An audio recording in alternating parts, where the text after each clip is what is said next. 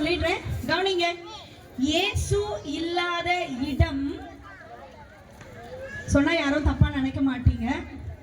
இயேசு இல்லாத இடம் கல்லறை பூமி. ஒருத்தர் இயேசு இல்லாம வாழ்றாங்க அப்படின்னா நடை எப்படி நீர் இல்லாம மீன் வாழாது. மீன் வாழுமா தண்ணி இல்லாத?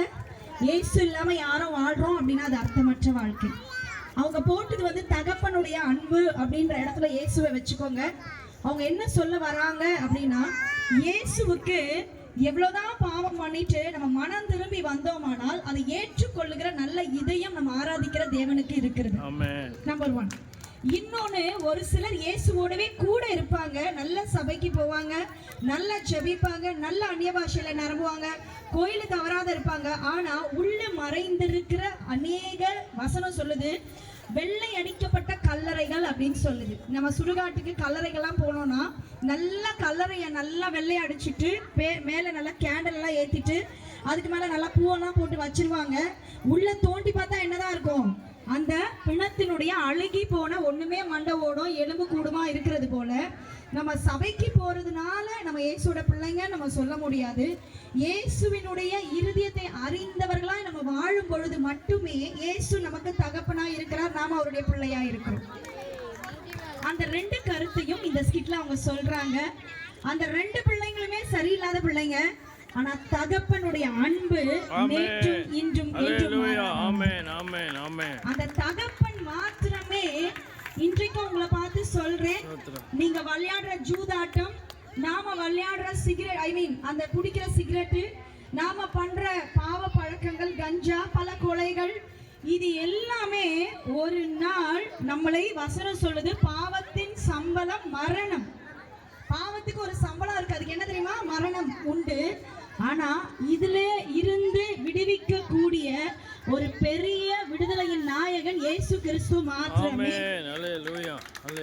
இன்னைக்கு நம்ம தம்பி இருக்காரு, நீவா உள்ளவங்க, இவர் பேர் மணிமாறன்.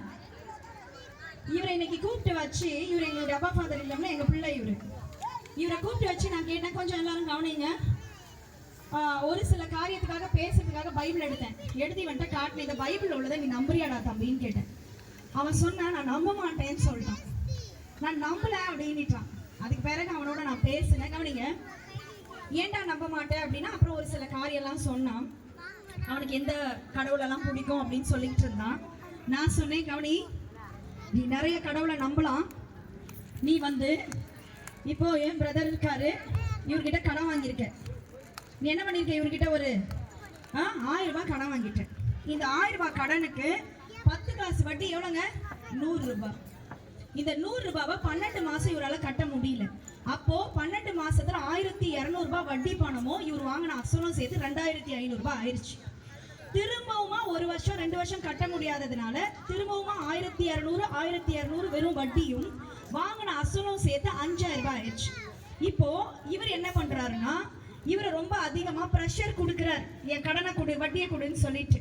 அப்போ இவன் நம்பின தெய்வங்கள்னு வச்சுக்கோங்களேன், அவனோட ஃப்ரெண்ட்ஸ் யாரை வேணாலும் இவன் போய் உதவி கேட்கறான், இவன்கிட்ட கேட்கறான். அவர் என்ன ரொம்ப திட்டுறாரு, கொஞ்சம் எனக்கு என்ன பண்ணுங்க, ஹெல்ப் பண்ணுங்கன்னு சொல்றாரு.